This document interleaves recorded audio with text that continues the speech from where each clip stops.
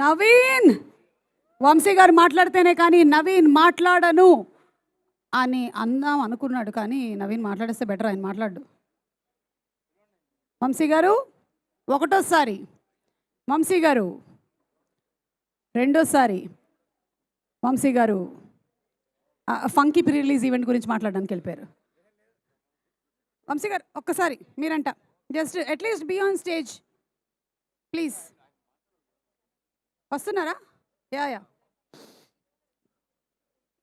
Okay. So anyway I think Naveen, how is this feeling? 100 crore feel ఆయన వచ్చిన తర్వాత చెప్తారా? Okay okay.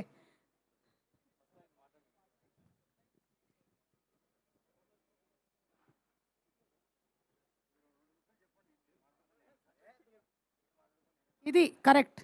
అట్లీస్ట్ ప్రొడ్యూసర్ని బెదిరించైనా మాట్లాడించాలి. రండి. మీరు చాలాసార్లు మాట్లాడారు, అలా అయితే నేను ఎన్నిసార్లు మాట్లాడుంటాను?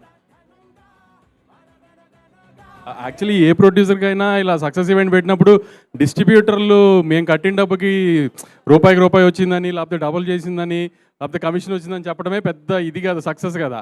అదంతా ఆలే చెప్పారు కదా, ఇంకా నా సైడ్ నుంచి నేను చెప్పేదే ఉంటుంది. మీరు ఇందాక నుంచి ఫ్లాట్ కొంటారా, కారు కొంటారా, ఎన్ని నేను తనతో మాట్లాడతా, మీరు ఎందుకు ఆయన రెచ్చగొడుతున్నారు ఇందా నుంచి?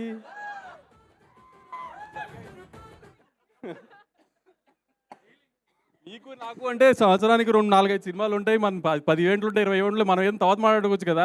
2 సంవత్సరాలకు ఒకసారి హీరో సినిమా చేస్తాడు, అతన్ని ఎందుకు రెచ్చగొడుతున్నారు మీరు మధ్యలో?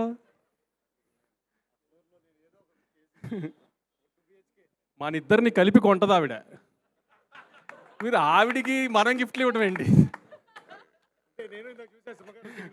అదే అందుకే అంటున్నా. ఇక్కడ నుంచి ఓవర్ టు నవీన్. ఇంకా నా మంత్లీ ఈఎంఐ మీకు పంపిస్తూ ఉండండి.